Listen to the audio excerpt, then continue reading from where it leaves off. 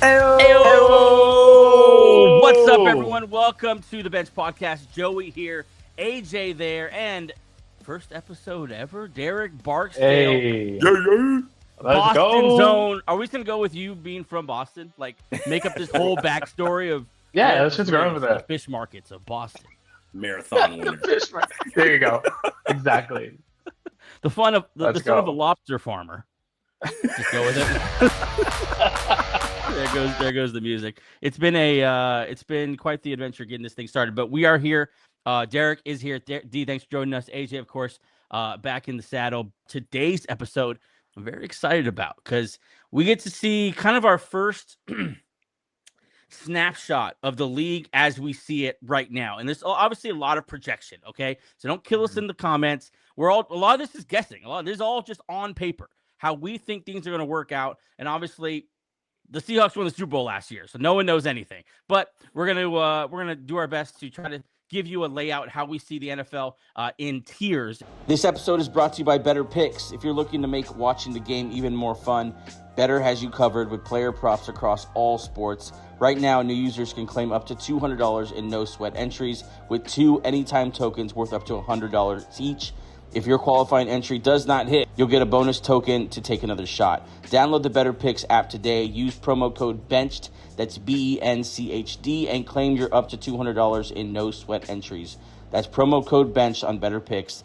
Let's get into our tiers, boys, because I put it together, and I feel like I'm putting myself out there ranking 32 teams. We're going to go with these tiers.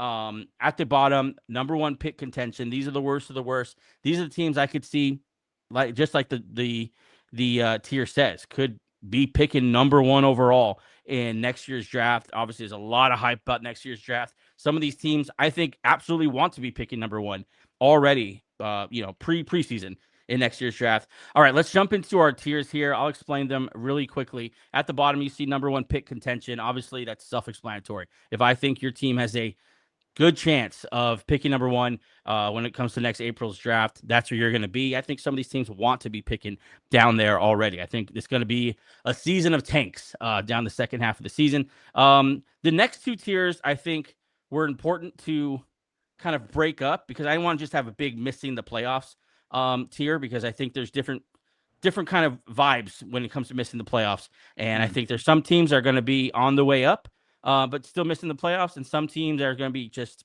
hey, you might need to start thinking about a rebuild, not really exactly ascending, more descending. Mediocre at best. Those are the teams that I think are mediocre at very best. Potential wild cards, playoff teams, Super Bowl contenders, and of course, Super Bowl favorites up top there. Let's jump right into it with this number one pick contention. I got the Dolphins there in this one right off the bat. I'll throw them all up there and then we'll comment on it. And I got the Browns. And then in version 1, I didn't have this team there, and then I took a closer look at them. Now they're much closer to the bottom than they were before. That's the Cardinals. They are going to be very bad. We'll talk about that in a second. But honestly, we're not going to spend too much time on this tier because, they're down here for a reason. Titans, I have them down here. I feel like not everyone's going to agree on that one, but we'll talk about it. And then the Jets as well, because I took one look at Aaron Glenn and thought, yeah, they're going to be down there. So, yeah, any of these teams you guys not agree with, you want to talk about, shoot. I mean, just right off the bat, I've never seen, and maybe correct me if I'm wrong if there's some examples out there, but I don't think I've ever seen a team like the Miami Dolphins just give up on the quarterback, the coach, the entire offense. They just gave up on everything and decided, let's start over. But then even beyond that, I don't love the head coach hire. No. The head coach hire. It's a strange philosophy, whatever their philosophy is that they're taking. If I'm an incoming quarterback next year and the number one pick, I don't want to go to Miami. Yeah, they have a Swiss cheese offensive line. They've gotten rid of everyone except Devon. Okay, are we going with Etienne? Devon Achane. Devon Achane. Okay, let's go with that. Devon Achane. He's apparently the cornerstone, but everyone else is gone. Or a rookie, or everyone kind of. And then the biggest piece that's gone is Mike McDaniel. This offense is built around Malik Willis, Devon Achane, and a bunch of question marks at receiver. It was very easy for me to put them at the very bottom of this list. It's what tanking for what are we calling it? Tanking for Manning? Tanking for what's it, Archie? Tank for Archie? Archwatch. Archwatch. Yeah, I like that. I like that. Yeah. They're firmly there. Not to mention, guys, Bobby Slowick and Kevin Patullo running this offense. So that's that's not quite the battery that again, they went from Mike McDaniel to Kevin Patullo and Bobby Slowick. So we won't talk too much with Dolphins. I think they're firmly down there. How do you guys feel with the Browns being down here? Because their roster is actually pretty good. Just the coaching move and the quarterback situation is so bad to me that I had to put them way down here. Yeah, I think with that quarterback situation, like you got to figure out what you're doing. I think there's no direction there, and so I think they're definitely going to struggle for that reason. Yeah, I mean, Dylan Gabriel and Shedeur Sanders had just the quarterback competition no one wanted last year. They both lost. Like, it's really bad. Deshaun Watson's there now, which is the perfect addition to this quarterback room. And then Todd Monken, to me, man, I'm so out on Todd Monken. I'm out on him as a head coach. He's 68 years old, whatever he is, and now just becoming a head coach. I don't think that happened. Like, this guy was passed on 30-some seasons as a head coach. Like, I think there's a reason for that. And then to go from two-time Coach of the Year Kevin Stefanski and Super Bowl defensive coordinator Jim Schwartz to Todd Monken and company, a bunch of guys that I don't even know.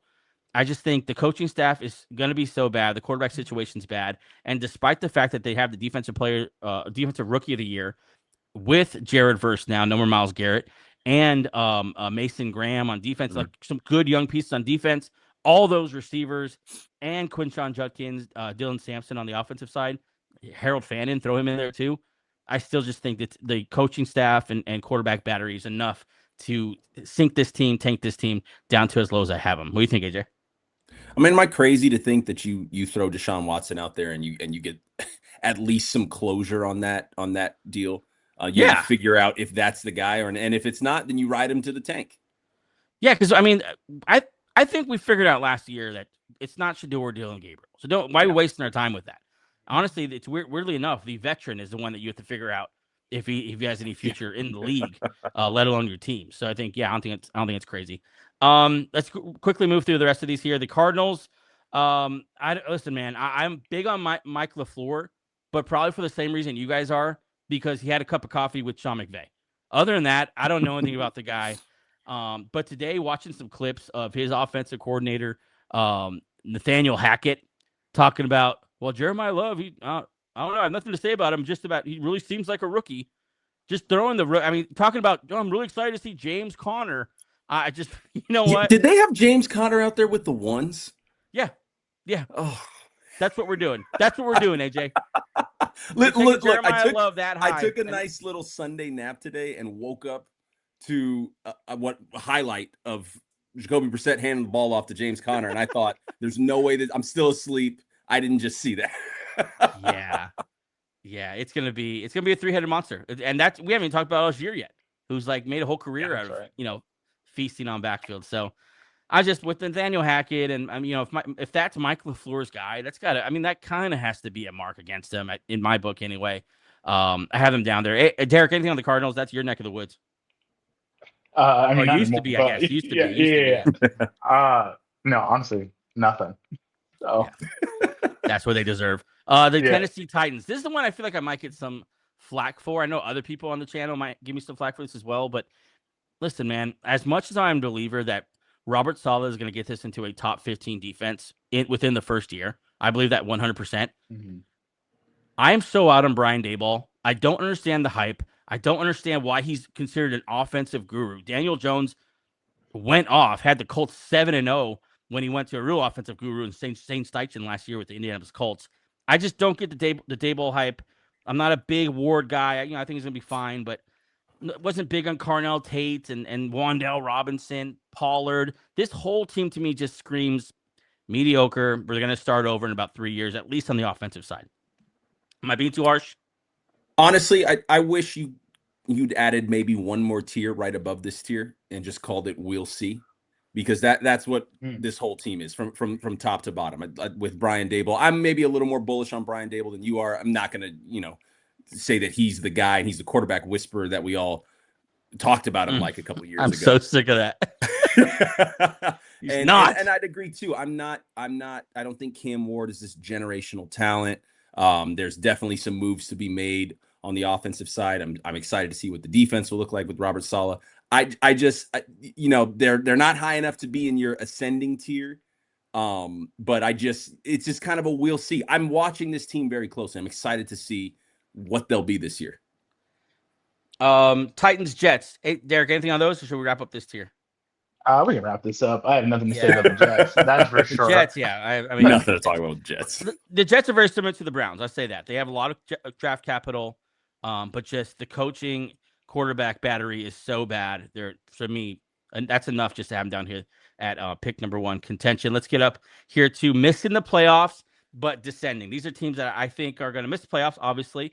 But it's not going to be good vibes at the end of the season. I think there's going to be major changes at the end of this season for these teams. I got 3 teams in this one. Let me throw the Texans up there first. We'll talk about them for sure. The Buccaneers in this one. I know a lot of people love the Bucks. I don't know, man. I think Todd Bowles, the clock's ticking here.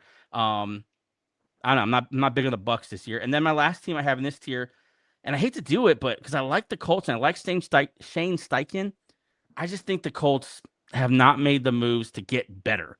I feel like they're just kind of treading water, and we're doing the Daniel Jones thing again after a torn Achilles, and Jonathan Taylor's another year older, and Michael Pittman was shipped off for pennies, and we gave, Alec Pierce 120 mil. Like, I don't know what this Colts team is doing, not to mention new owner, Miss Irsay, I forgot her first name. It seems like she wants results, or she's in a clean house. That's what it seems like to me. She seems like she's not going to just run this team back for a while. Bucks, Todd Bowles, man, I'm not there. I think Baker Mayfield kind of leveled out last year. I'm not sold on the Egbuka, Bucky Irving, Chris Godwin kind of, what's it called? Skill set group. I'm not big on that. And the CJ Stroud led Texans. It's all about CJ Stroud. Unfortunately, I mean, he's a bottom 10 quarterback in this league as far as starters to me. But guys, go ahead, AJ, then Derek on this tier. Yeah, my first question was actually going to be, is that all about CJ Stroud? Every single bit of it. Then yeah, I think when you first put them up, I was a little shocked. But I mean, I guess, yeah, it's now or absolutely never for CJ Stroud. And we've seen more bad than we've seen good. So, I mean, that's all we can go off of, especially recently. With the Bucks, I've been out on Todd Bowles as well for many years now. Yes, I don't think he's a leader of men. I agree. It's stagnant. Bucky Irving, we're waiting on him to take that next step, and I don't know if it's going to happen. I'm with you on Emeka Egbuka. I don't think he's going to be this superstar top 5 wide receiver talent that all the fantasy pages are talking about this year. Yeah, he's not Mike Evans. I'll say that. Yeah, absolutely. And then the Colts, yeah, they haven't picked a direction. I'm absolutely shocked that they're running it back with Daniel Jones. They've not picked a direction, and maybe that is the new owner cutting 1 year of slack and saying, show me something this year or else you're all gone. Yeah. Derek, am I too low on any of these? Okay, so when the first iteration of this that you sent earlier, I actually felt like the Texans were low then. So I do feel like, and then you dropped them like 4 tiers. I was like, dang. But I was telling AJ, I was telling AJ a couple days ago, we were just talking about CJ Stroud. Like, I understand that that's why, because his performance the last couple of years has definitely left something to be desired. But that defense is very good. I think they got a good running game with David Montgomery getting there. Like, I think they're in a good spot. Woof. I know that CJ Stroud is the big question mark, and that's huge. He's the quarterback. Like, he is disappointed, especially after his rookie season. I get that. So it is now or never, but I think that at least deserves, like, if he plays well, they're stacked. And I think they're like at the very least on defense, and I think they're in a good position to make a run. I think, yeah, that's my opinion on Houston, but And you might, I mean, that's probably a fair take. This is probably just the beginning of my season-long pounding the table for do not sign C.J. Stroud to a 5-year deal, because in the playoffs last year, I thought they were far and away the best defense in a playoff bracket full of great defenses. That was the name of the game last year in the playoffs. I thought they were the best, and they only got better. They drafted well. They added some pieces. And so maybe I am too low on them just with them being so elite on one side of the ball. Maybe they're better. And they do have some. I'm not a big Montgomery guy, but they do have some weapons in Nico Collins and the host of receivers they got last year in the draft. And maybe I am kind of low on them. I'm so out on CJ Stroud. This is the guy that we were saying bench for Davis Mills. yeah. Davis Mills. You're a Patriots fan, Derek. You saw that just ass off that they had in the playoffs. What quarterback was going to throw this game away worse? The MVP candidate, Drake May, or I can't throw the ball 5 yards without getting picked off, CJ Stroud. Yeah. It was just so bad. And maybe just it's recency, bias. I'm being so hard on him, but I feel like it's so. If there's one player in the NFL who I feel like is not going to rise to the occasion of a contract year, it's CJ Stroud. I just don't think he has it between the ears. Okay, that's fair. Yeah. So screw you, CJ Stroud. All right. Let's get to the next tier here. This is missing playoffs but ascending. Time to be positive, boys. Time for some positivity here. Let's get to first a team I'm very excited about, and a lot of people are excited about, the New Orleans Saints. Mr. 28-year-old rookie Tyler Shuck himself. We'll talk about them. The New York Giants, who I hate with all my heart, and still I can't deny. They're an exciting team. I think they're an exciting team with Harbaugh in town. I can't deny it. I struggled with the Falcons. I want to talk about the Falcons. I don't know what to think about the Falcons because they're having a quarterback competition between Michael Penix and Tua Tagovailoa. So we'll talk about that. The Las Vegas Raiders. I moved them up. I had them lower, and then I take a look at their team, and I thought, you know what? It could be much worse. And then a team that, to me, could be like literally in number one pick contention or in the freaking playoffs, the Carolina Panthers, because of Bryce Young and that little tiny man throwing for 79 yards a game. I don't know if it's going to work. Does he finally turn it around? We've seen flashes, and then we've seen the really bad, and that hasn't got any better. Like we saw that when he was a rookie. We saw flashes, and we saw really, really bad. So we'll see about them. Guys, missing the playoffs, but ascending. What do you think about this tier? AJ and then Derek. I just don't know what to think about the Falcons. Right. I just don't know. Like, I'm glad you made this, because if I were making this, I'd have too many tiers of just one team in that tier. Sub tiers. See a question mark. Not even tier, just off to the side. It's just, I mean, you would have thought after all this time they'd have figured out the quarterback. We've been waiting on them to figure out the quarterback since Kyle Pitts' rookie year in 2021, and then they take Drake London the next year. Okay, oh great, they're shoring up this passing game. They're in a quarterback. Bijan Robinson. Oh, look at this offense. Look at these young weapons. Quarterback next year. Michael Penix with the 8th pick. While signing Kirk Cousins, it's just been weird. Yeah. Is Tua the guy? No. No. I think we can answer that preseason. Yeah. No. I don't know what to think about the Falcons. I'd love to say they're ascending with the coaching hire, with the weapons, but you've got to get the quarterback right, and you haven't for so long. Am I not being fair, Derek, for having the Falcons this high, and yet one can argue they're in the same situation as the Jets and Browns? Hey, check that out. You're listening to the Bench Podcast.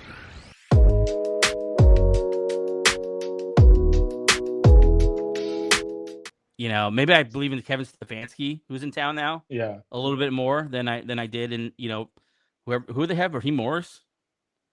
Like I'm not big on that. Yeah. I don't know. That's AJ where are you at in the Falcons, man? Are they even gonna come close to the playoffs? Like in the worst division in football for the last 10 years?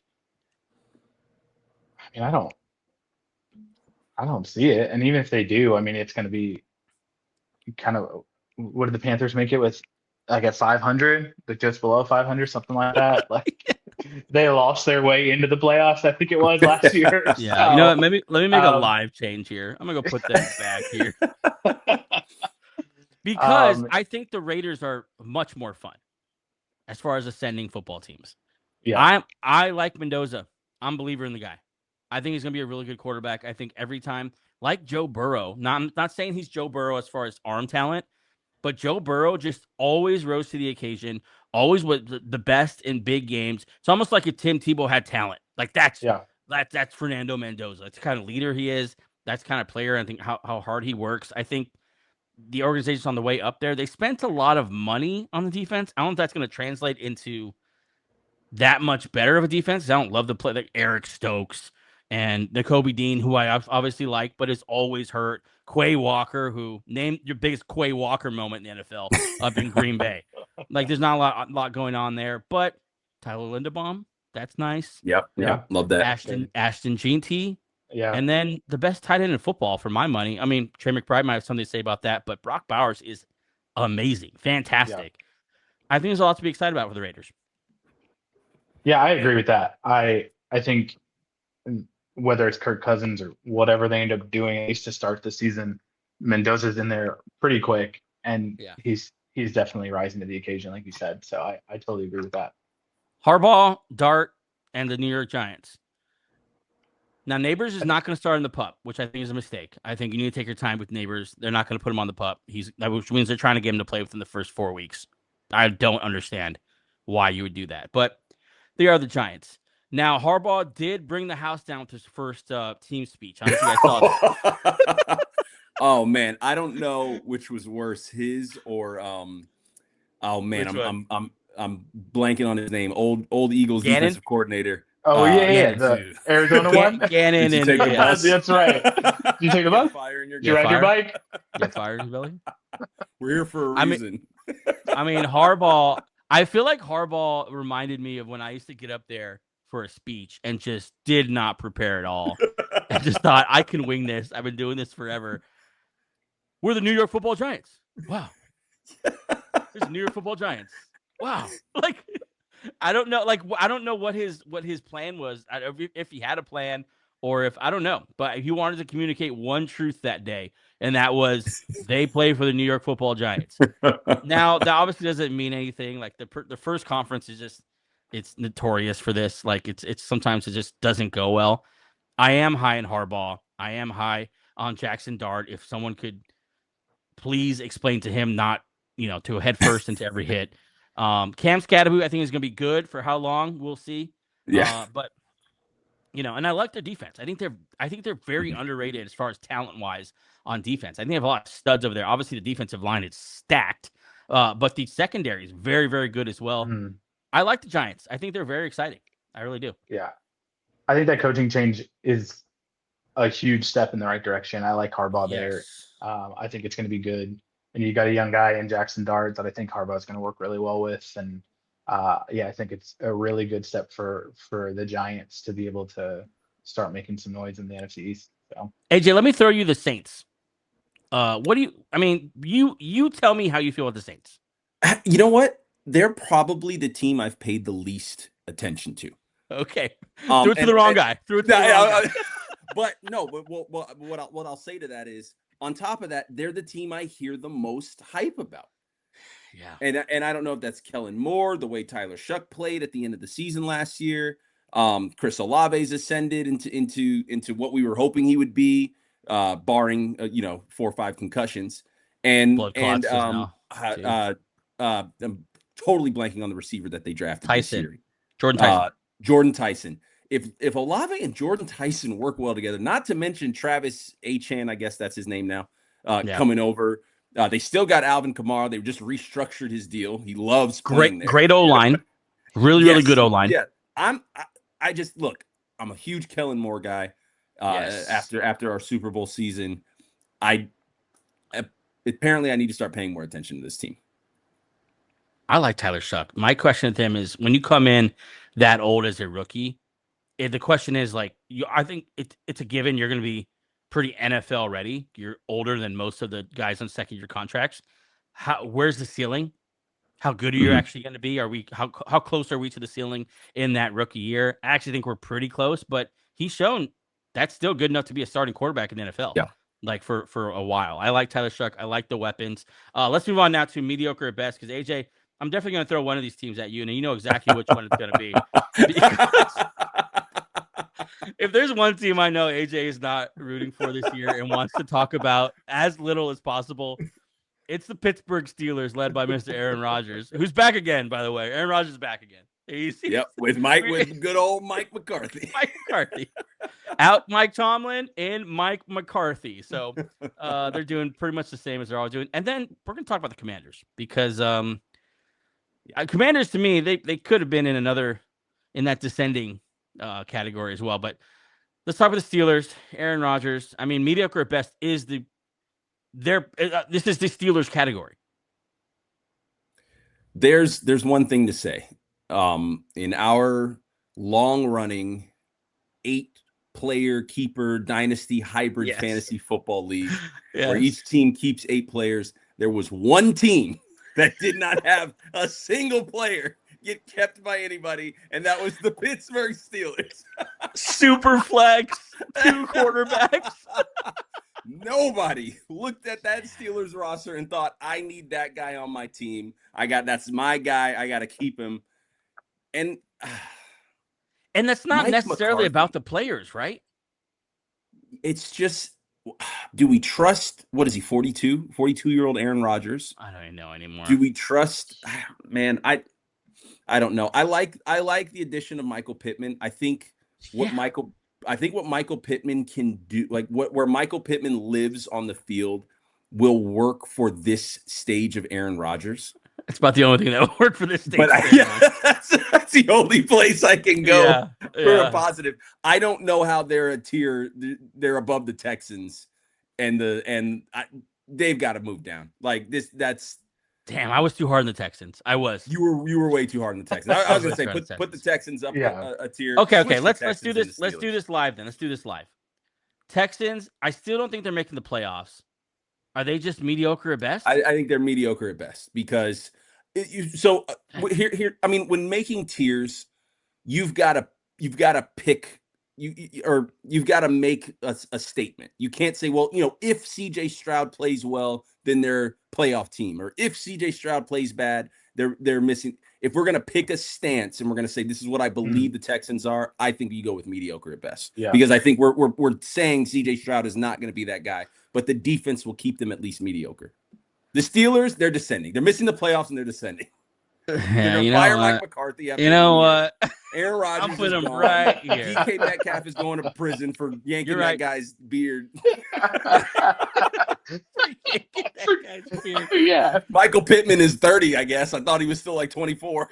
Poor Michael Pittman, man. He's such a good player. He's just going. Yeah.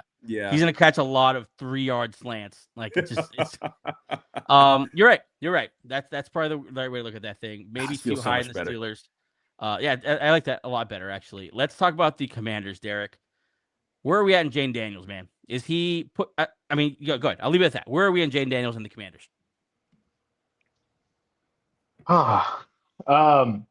Okay. I think Jaden Daniels is in a similar, not quite as bad, but I think he's in a similar situation as CJ Stroud. Not where he's like performed poorly and but he needs to prove if this was hype. He needs to prove if this was like, were we wrong about him? We're right about him. And I know that like last year was just rough. So I think he's good. I think they've got some weapons now. Not a ton of like great things, but I think they've got some things around him that I think are really going to help him. But yeah, I think that's fair. So I think that's fair, and I think we probably needs to point out them being in this tier is not a Jaden Daniels take. Right. Like them being in this tier is their wide receiver 2 right now is Treylon Burks. Like they're right now their option number 2 is Chig Okonkwo. And their option number 1 missed most of the season last year in Terry McLaurin, and the running back they added was Rashad White. I think that's like I mean, just Rashad White, Treylon Burks, and Chia Conquo are going to be real important focus points for this offense coming into the season. I think that's a lot to say about how the team has just failed to build around Jaden Daniels. They have failed to do it. He's failed to adjust his game to be able to be available. He needs to put himself in better position. But I think a lot of this is the team they built around him is just not good. They picked a middle linebacker. I know Sonny Styles is supposed to be really, really good. I don't know if you start linebackers to turn around the defense. Bobby Wagner really hasn't done much for them last couple of years. I don't like what they're doing roster wise. AJ, where you at with the Commanders? They're always a point of argument for the show. The lack of urgency that they've displayed around the greatest rookie quarterback season in NFL history to me has been a cardinal sin. How do you? I understand drafting toward the defense. I get that. You have the greatest rookie season from a quarterback in NFL history, and your only weapon of note is 30 or 31-year-old Terry McLaurin, who, as you said, missed most of last season. I don't know. How do you not go with one of those receivers in last year's draft? Sonny Styles is a phenomenal player. I'm excited to see what he can do, but I just don't. It's what they did last year with Deebo Samuel and Zach Ertz, and you do that in Jaden. They did it worse year, and then you essentially double down on that. I know we're talking mostly about the offensive side, but we're talking about the greatest rookie season from a quarterback in NFL history, and you have not even tried to build around this guy. It's just weird. It's just a lack of urgency that I don't understand. Yeah, if I'm Jaden Daniels, I don't know how. I guess he's still a young player. Maybe when his second contract comes, he starts speaking up a little bit more. But I'd be pissed. Like, you got to the NFC Championship game in your rookie year with nobody, like with absolutely nobody. And since then, your team around you's just gotten worse. Like, it's just gotten worse. They haven't done anything else to the offensive line since Tunzel. You haven't done anything to the receiver core. We talked about that right now. I mean, it's just, I don't know. Like you said, lack of urgency, lack of competency, I'd even say. Let's move on here because we have a lot of big categories left here. We're going to go to potential wild cards. Let me throw them all up. First, we got the Ravens here. Let me throw this here. I'm going to put the Vikings in this as well. And the Lions, who I don't know what to think of them this year. They're another one of those teams. And throw that also ditto for the Bears. All right, this is my potential wild card teams. I think these teams are going to be in the mix because there's enough infrastructure there, I think, just to keep them at a certain level, although major question marks for all four of these teams. Where should we start? Let's start with the Bears. Bears obviously are the sexy team of the offseason. Everyone's excited about the Bears. Year 2 of Ben Johnson. The young weapons, everyone's excited about Loveland, Odunze, Luther Burden, the backfield they have going on there. It's a lot of fun. Obviously, the O-line, I think took a tiny step back last year, but still is really, really good. And then can the defense keep up? Lions feel like a mainstay now. Remember the Lions were just constantly at the bottom of the NFL? They just feel like a team now that every year is just going to be good. Yeah. Although, I mean, we'll see what happens with the new offensive coordinator. Kyler Murray, it's all about the Kyler Murray in Minnesota. We know what Brian Flores is capable of. We know what Kevin O'Connell's capable of. Can they get someone who can halfway decently distribute the football up there? Kyler Murray, let's see. And then the Ravens, I mean, monster changes in Baltimore, obviously with Harbaugh leaving.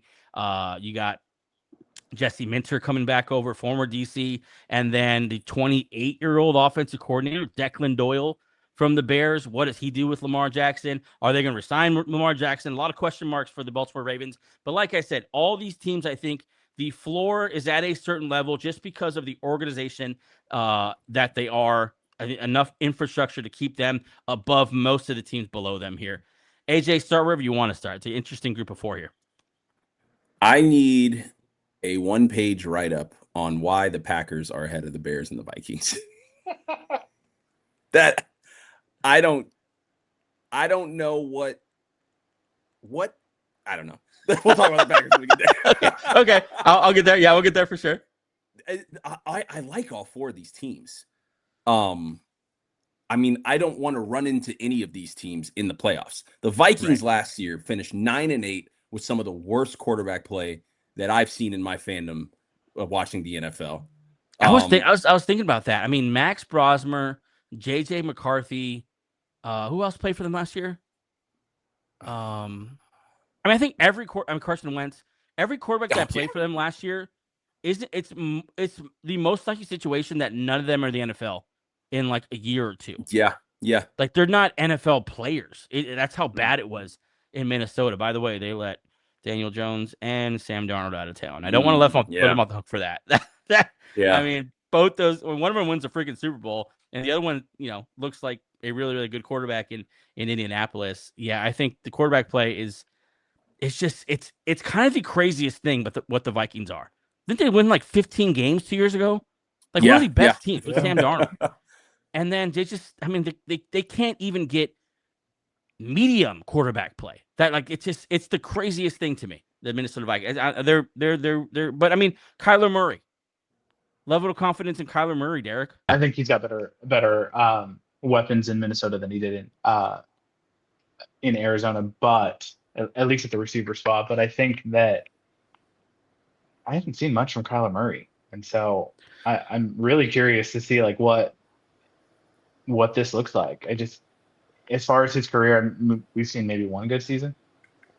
But I would love to see what it looks like for him with a weapon like Justin Jefferson, like to see what that looks like up in Minnesota. Obviously, he's definitely the right choice over JJ McCarthy over anything else. So he's the guy in Minnesota, and so you got to roll with him. But I'm really curious to see. I'm not sold on Kyler Murray, but we'll see what happens. Yeah, I don't think anyone's sold on Kyler Murray, and I wonder how long they're going to play this game of it's a quarterback competition. They're going to split reps. Like, how long do we play that game? It's obviously Kyler Murray. And I mean, it's okay. The real question here is not, do you believe in Kyler Murray as, is he still a top 10, prospect type quarterback that we thought he was at one point? The real question is, can he be as good as Sam Darnold was that 2 years ago? Because that's all they need. That's all they just need him to be at a certain like level of quarterback that honestly isn't even that great. I think he can reach that. I don't know if I'm gonna trust him in the playoffs. I guess we can't really even know that. I've never seen him in the playoffs. But we got to remember, like, this team was winning games with Carson Wentz last year. Like, Carson Wentz just kind of making it up as he goes. I'm not sure Carson Wentz, like, still knows any of the plays. They just kind of, like, make it up as they go. And, I think Kevin O'Connell's good enough. I think that works. Let's keep it moving here because now the top three tiers is what, to me, it is the exciting thing going into this season. These are playoff teams. I think there are for sure playoff teams. I got the Bengals there, and I got to the top of this list. And I got that. I'm saying that with my chest out. I think the Bengals at top of this list is something I really believe in. The Chiefs. Listen, I saw a video of Patrick Mahomes here rolling out to his left and throwing across his body and looking damn good doing it. Next, AJ, I got the Cowboys. Here. I'm excited about the Cowboys. Then I have the 49ers. They're always in the mix. They're just there. Yeah. Shout out to Shanahan, though. Get well soon. In a terrible car accident, I guess. And then AJ. All right, Derek, you got the Patriots down here, man. Got a thought or two on the Patriots. No, I have many thoughts after last episode. Then I got the Jags, and then I got the Packers, which AJ is not happy about. We'll talk about that. Okay, I'll just give a quick thought on each team, and then I'll throw it to you, AJ. The Bengals, I think, with a healthy Joe Burrow, obviously that's the only question mark. He dragged a team that was, probably it's similarly talented to this one to the Super Bowl, and almost beat the Rams in LA. I think Joe Burrow healthy gives them a chance against anyone. All that said, I think their defense got better. KC, if Mahomes is healthy and he starts week 1, I like what they did on defense, although they did, they lost McDuffie. I think they got 2 really good replacements. I like to see L'Jarius Sneed back in town. He just works there. I like the Kenneth Walker addition. Rashee seems like he's not on pup. He's going to be there week 1. So we'll see how long it lasts. But until something goes wrong, I'm in on Rashee Rice there. Cowboys, I think, got better on defense, and they were really bad at it last year. I like Christian Parker, obviously, coming over from the Eagles, their new DC. I like some of the moves they made. Caleb Downs in the draft. I like what the Cowboys are doing, and we know they can score with anyone. The Niners were a playoff team last year. and they were, I mean, down to like third string guys. I think they have to be in this playoff team section. The Patriots, I take a little step back. I think they're a playoff team. I think the schedule gets harder. I think Drake May maybe is not as good as we thought, but not as bad as we saw in the playoffs. I think he's somewhere in between right now. Let's see it's a big year for him. Big year for Drake May. Yeah. I think I think the whole offseason with Vrabel and AJ Brown and of course Diana Rossini and all that just nonsense. I think that takes a toll on an organization. I don't think you roll into this season like, yep, we're fine. All football now. Like, I don't know. I think it takes a toll on them. The Jags, I have them here because they might be arrow up even. Maybe they're a Super Bowl contender next year. I like the Jags. I like what they're doing there. And then I got the Packers here. And I'm sorry, AJ. I have them here. I have them here because they're just one of those teams. They make the playoffs. They make the playoffs. There's a certain level to how they structure their team. If Josh Jacobs is not in jail, I think they're gonna be just fine. So that's where I have it. AJ, go ahead and tear it apart.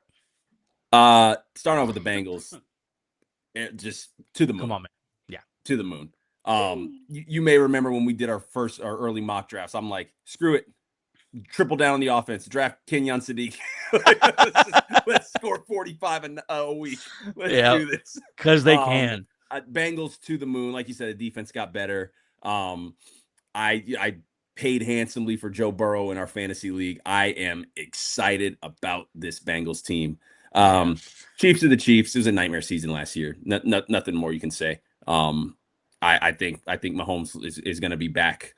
Even if he's 80% of the old Patrick Mahomes, that's still going to be one of the best.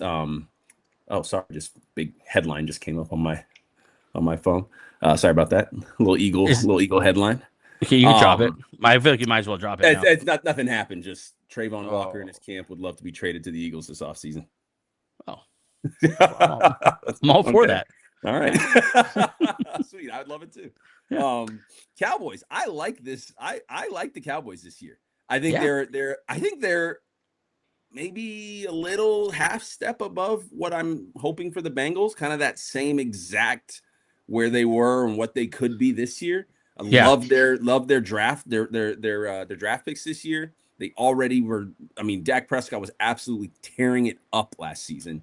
If that continues and their defensive picks come into their own, I think the Cowboys can be a very good team. Just like you said, the Niners, like they had absolutely nothing and made it to the second round of the playoffs last year. Yeah. Patriots, and we'll get Derek's take on this in more depth, but I completely agree with you.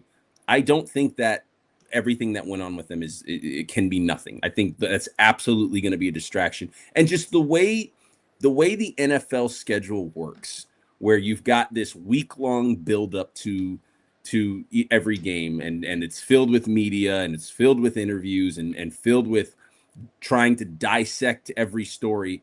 What do you think the conversation is going to be? Like, I mean, obviously they're not going to be broadcasting it on Amazon Prime, before the game and when they're in their interviews, but it is a distraction. It's going to be a distraction. Whether or not they can overcome that, we'll see. I like the Jags. I don't think there's anything more to say. Arrow up on the Jags. They got to figure out their wide receiver situation, what the pecking order is, figure out what you want to do with Travis Hunter. You see cornerbacks are getting paid now. Maybe Travis Hunter decides, Travis Hunter and Camp decide we're going to do the cornerback thing. You can put me in for some special packages on the offensive side, but I'm going to develop as a lockdown corner and get this money. And I think that's what would be good for the team. Let's not do this, will they, won't they thing with Travis Hunter. He's going to be a cornerback 90% of the time. We'll put him in for special packages as a wide receiver. And then the Packers, they're always good.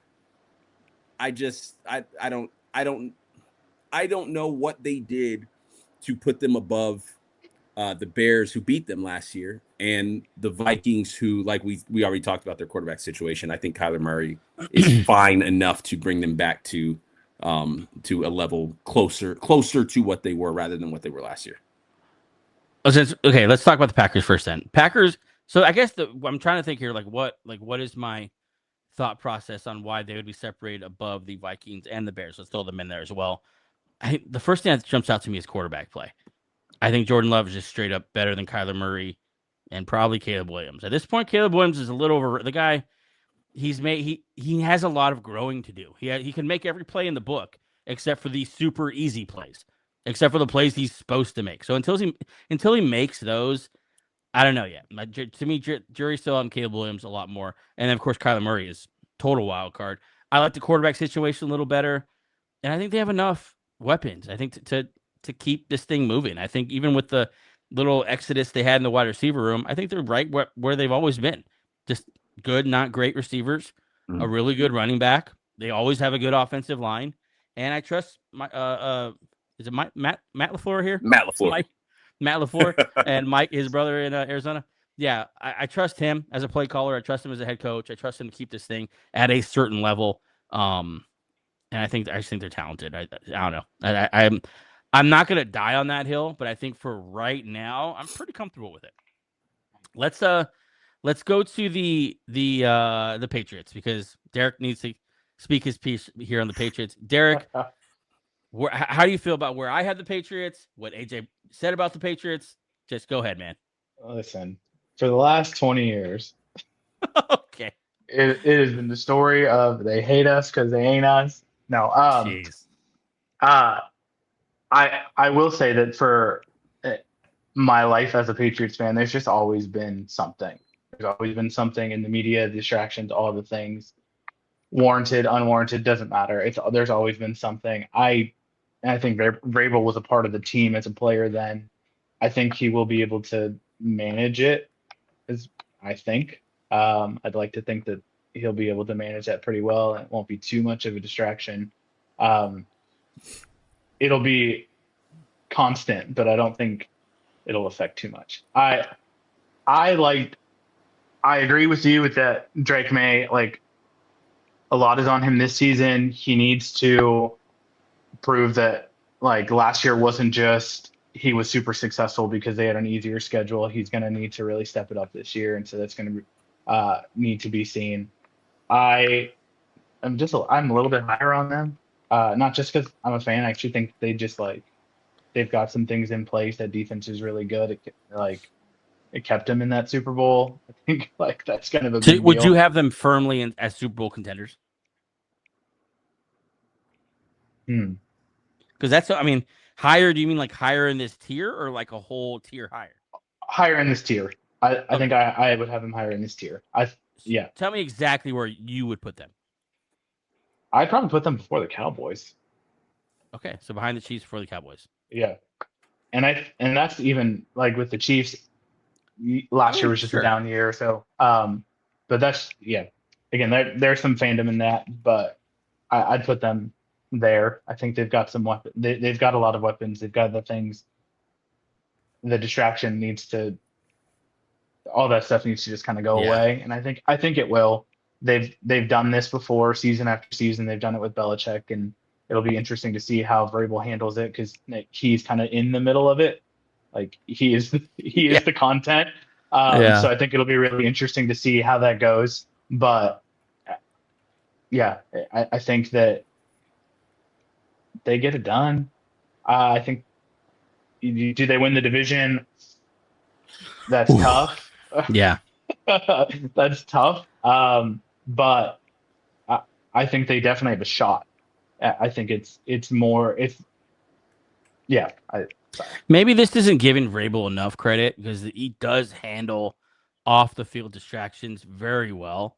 Last year, you remember the pink cocaine and all the stuff that Stephon Diggs was doing to start the year. And then you have constantly answering questions about why you're not playing Travion Henderson more and why you didn't go get a better receiver in the offseason. And so he got a lot of flack about Will Campbell last year as well. So he does handle this stuff well, but you said it. The difference is this time it's about him. Yeah. Like he is the talking point. So we'll see. I'm not gonna. I could definitely see them being better than Cowboys. Cowboys fall apart in their own right. So, all right, let's get up here to these top two tiers. I'm just gonna say it right off the bat here. The Rams, they deserve to be in their own category. They deserve to be as the Super Bowl favorites. I didn't feel comfortable putting anyone else in that category. I think they are there firmly, for sure, 100%. Can we all agree on that? Yes, absolutely. All right, Super Bowl contenders now. I have them here in this order on purpose. And I think the Bills, everyone has in there, I think, as a top AFC team. I don't know if anyone would argue that. If you do, go ahead. Seahawks, I just felt out of respect. They just won the Super Bowl. They still have Mike McDonald. They're still going to have a great defense. And I think, not as good offense, but a really good offense. Eagles, maybe this is my fandom. I just think they're still one of these elite teams. They still have a quarterback who's been there, done that, led deep playoff runs. They still have Saquon Barkley. And I like what they did in replacing A.J. Brown. It might take a minute for that to come to fruition, but I think eventually it's going to work. The interesting thing here I had to get into was the Chargers and the Broncos. Now, AJ, I know the other quarterback you don't want to talk about is Justin Herbert. And yet, I think the Justin Herbert-led Chargers, I would take them over the Broncos right now, July 26th. Am I crazy? I don't think you're crazy. I love Mike McDaniel being there. I am a stamp it. I'm a Mike McDaniel guy. So let's Justin Herbert, balls in your court. Broncos, I think I'm sliding the Broncos above the Eagles. Ooh. Maybe above the Seahawks. Wow. Here's the problem with the Broncos. Their head coach is an absolute idiot. I'm not a Sean Payton guy. I can't stand him. I can't stand him. And now it's to the point where not only do I not like the guy, I also now do not trust him in big games, in big moments.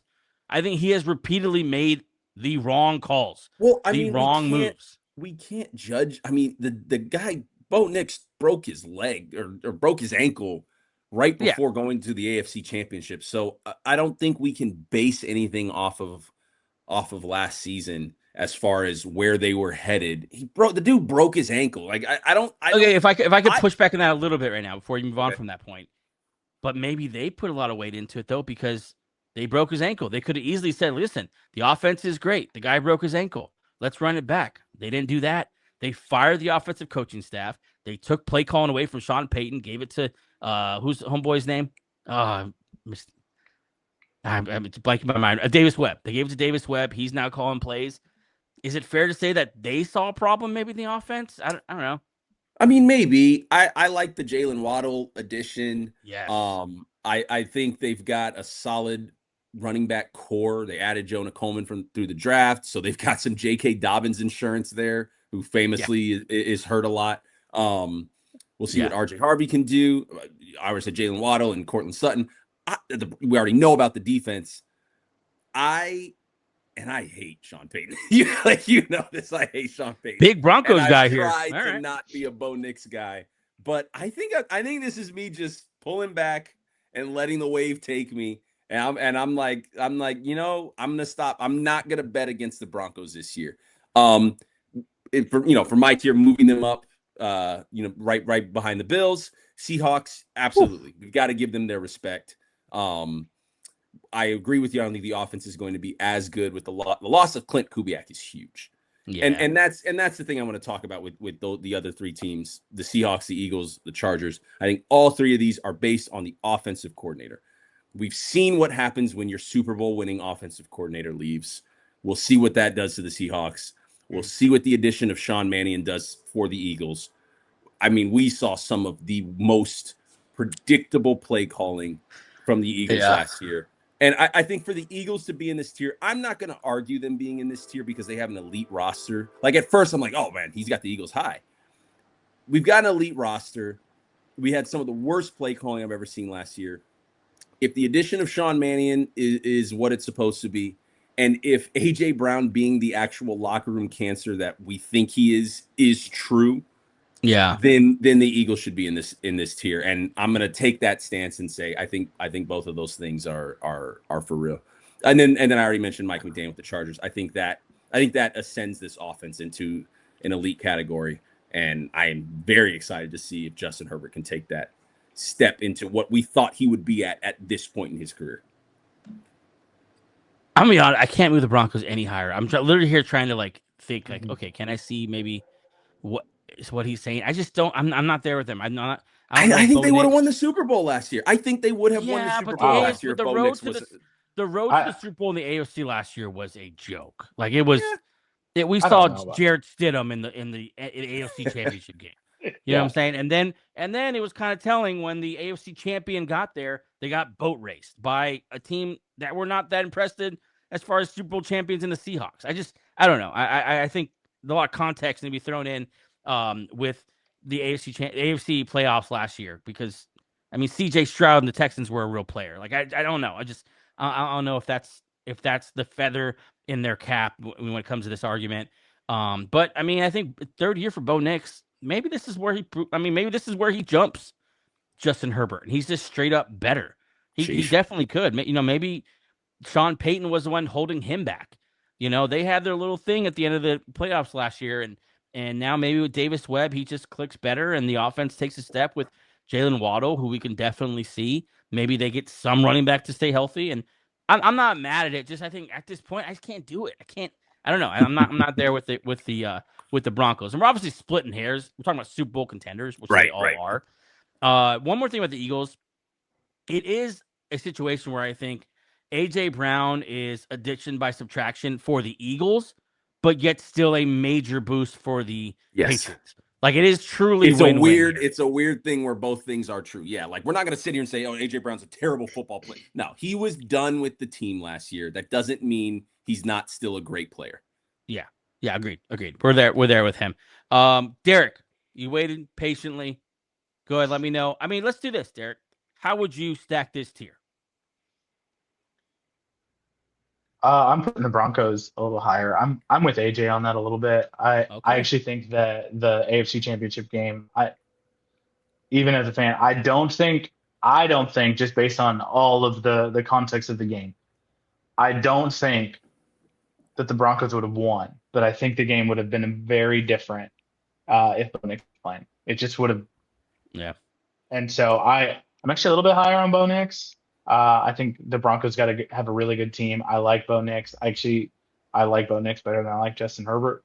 Um, Already. Okay. Wow. yeah. It doesn't Uh, surprise me. I mean, a lot of people are yeah. not into Just Justin Herbert. Justin Herbert, he's had Yeah. time. So like, Bo Nix is already like he's come in. He's been really solid. I would never call That's myself a a fair Bronco point. fan, Like, just so what you know. year are But we?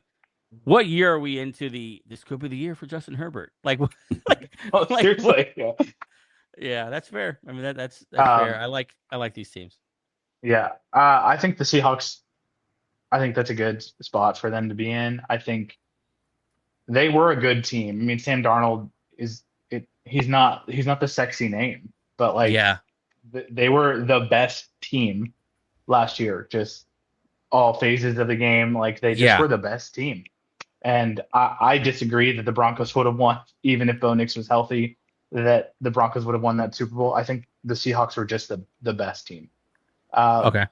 so, I'd move the Broncos up, definitely above the Chargers, maybe above the Eagles. I can see why you disagree. That's fine. I mean, But they beat the Eagles last year, so yeah. that's not crazy.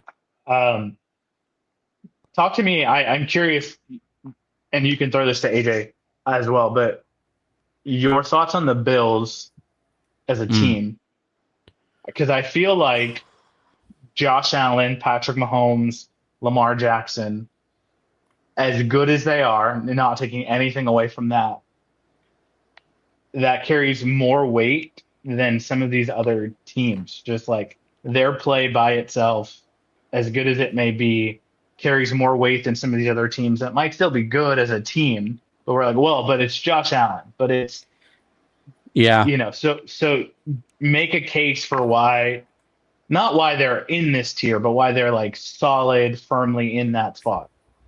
well, I think because of the names that you mentioned, Josh Allen's the only one that has not regressed due to injury or whatever else. We've seen the Right. Chiefs clearly regress. We've seen the Bengals absolutely tank when Joe Burrow goes down. We haven't seen the step back from the Bills yet. They've just kind of hit their head on the same ceiling over and over again, but they Mm-hmm. keep getting there. They're just not able to take that final step. So that's why I have them here. They've been that team in the AFC. I think Okay. besides the guy in LA, Josh Allen is the best quarterback in the league.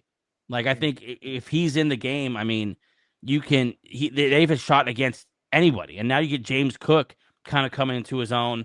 It seems not to matter, with receivers, at least getting to the big game. Maybe that you could argue they need that guy to maybe take that step. Maybe they should have been in on AJ Brown a little more than they were, especially let him go to New England. But yeah, that's why I have him there. I think he's the one guy, and they are the one team in as far as the Bengals and Chiefs and Bills who have not taken a step back. That's why I have them here at the head of this tier. AJ?